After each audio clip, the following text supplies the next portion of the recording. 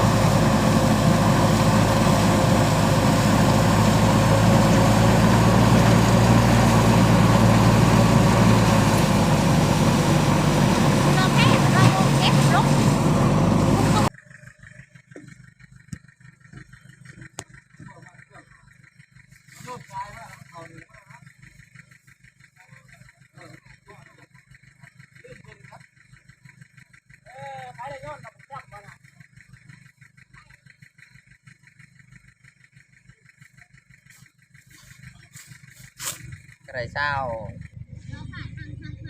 ตัวสอง เราช่องสอบอ่ะเบิดสิครึ่ง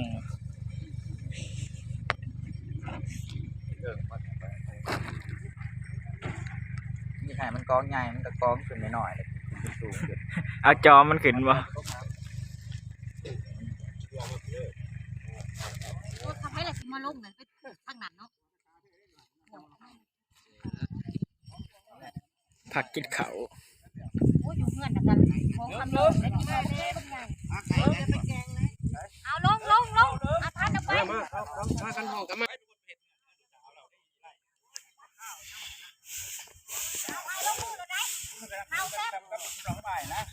เอาดอน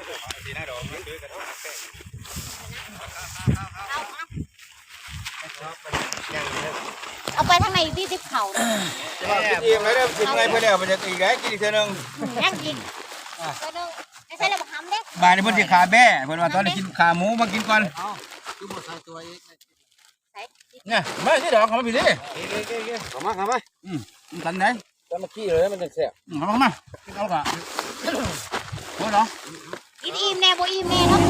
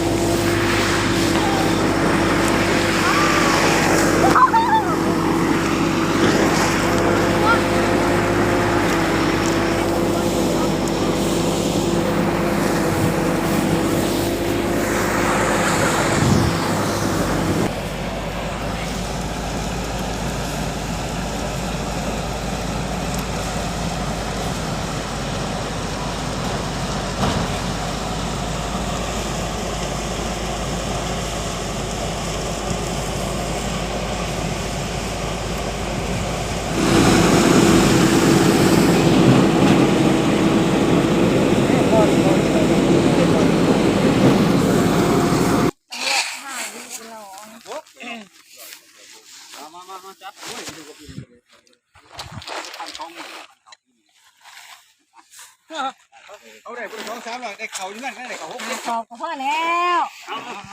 เอาตัวไปฝุ่นรถมาเงียบฝุ่นเอาไหม ยังมีตังว่า3 ล้านผู้ใดแต่ถ้าคนให้เขาเอาคุ้มไว้ใด